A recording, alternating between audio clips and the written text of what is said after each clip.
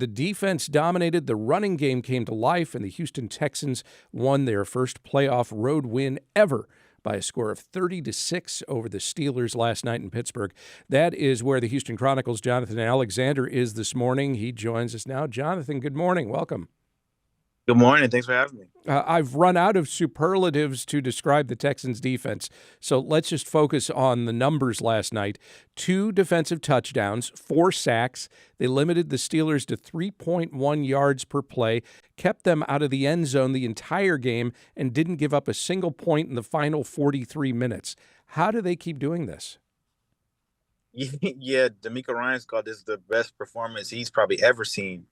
But they've been good all season, and one of the biggest reasons is because they have weapons just about on every level. They have arguably the best secondary in the league. They have the best edge rush tandem. They have linebackers who are really good. There's really no weakness on this defense, who has played in the same system for 3 years. And they, ever since that 9-game winning streak got started, their confidence has continued to build even more and more.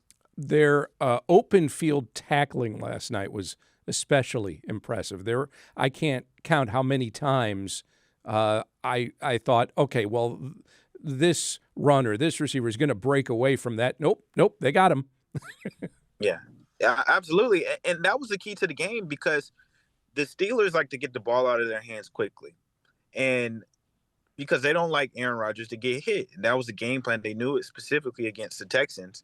And when the Texans started making those tackles, the Steelers started having to adjust because those plays weren't going for long yards. So they had to go deeper. And that played into the Texans' hands. Their tackling was superb. And that's going to keep them playing well deep into the playoffs. Maybe the most impressive thing the Texans defense did last night was really in the first half when quarterback C.J. Stroud turned the ball over twice on fumbles. The Texans held the Steelers to a 3-and-out and then a field goal deep in Texans territory. It's one thing for a defense to be good, another to be great in the red zone. How critical to the Texans' success is it that they really do limit points off turnovers like that? Yeah, when their backs against the walls, they still deliver. It goes back to that confidence they have, that no matter whether the offense is struggling, they know that they can pick them up. And that's a strong thing for them. You know, I kind of knew at that point when they had forced that 3-and-out at the 50-yard line that this defense was on a roll. And they just continued to get better as the game went on. Those 3 points that they allowed wasn't their fault, but just the entire game. If we talk about this defense in general, they only gave up 3 points all game. So, they just play dominant, and I think they're just playing with a ton of confidence. The offense, on the other hand, was more of a mixed bag last night. Woody Marks had his first 100-yard rushing game. The offensive line gave Marks and Nick Chubb lots of room, big holes to run through. Christian Kirk caught a touchdown and had 144 yards receiving.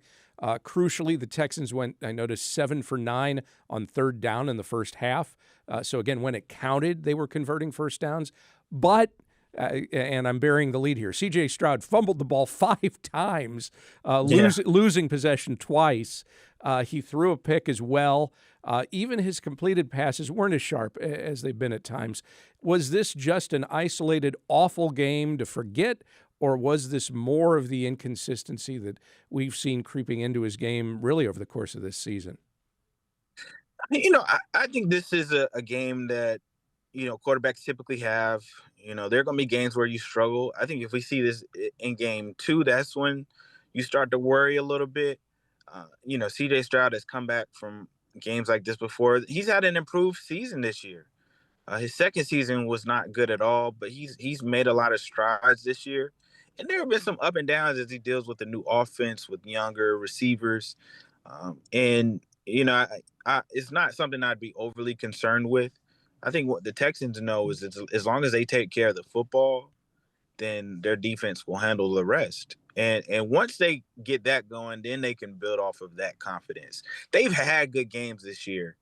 So they know what they're capable of. And now you got the running game going, and that'll just help out in every facet of the offense. And to be fair, I mean, the Steelers' defense was able to exert some pressure, just as the Texans' defense exerted a lot of pressure on Aaron Rodgers, who also fumbled twice in this game. I'm wondering, you think the cold had anything to do with that, just the way they were able to handle the football?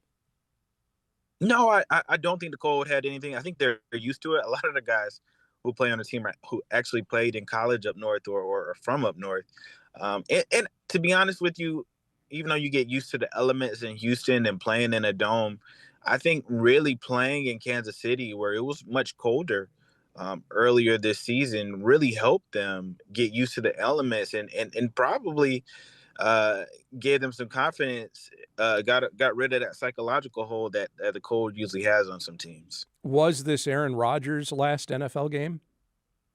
I believe so. I think he knows that his play is dwindling.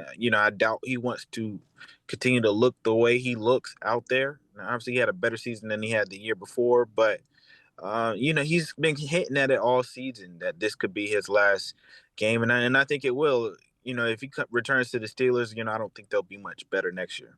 Back to the Texans. Nico Collins left last night's game early with a concussion. At this point, should we assume that he likely will not be in the lineup Sunday when the Texans take on the Patriots?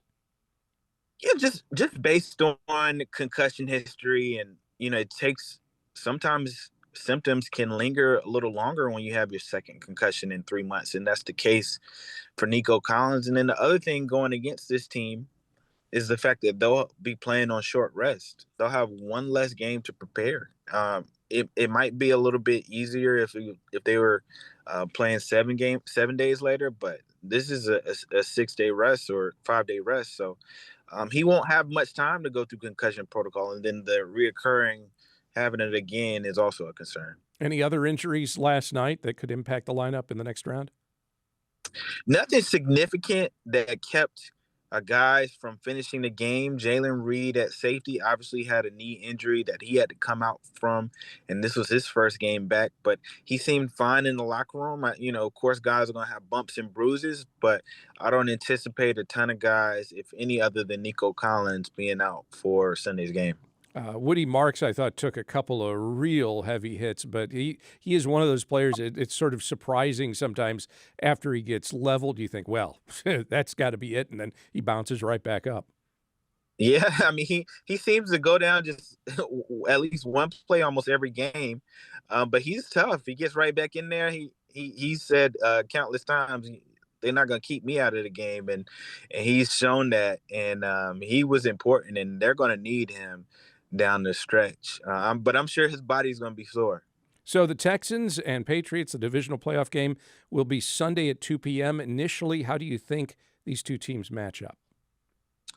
Yeah, I think it's going to probably be their Texans' toughest matchup of the season. The Patriots are playing extremely well. I would argue that they're the hottest team in football, along with the Texans.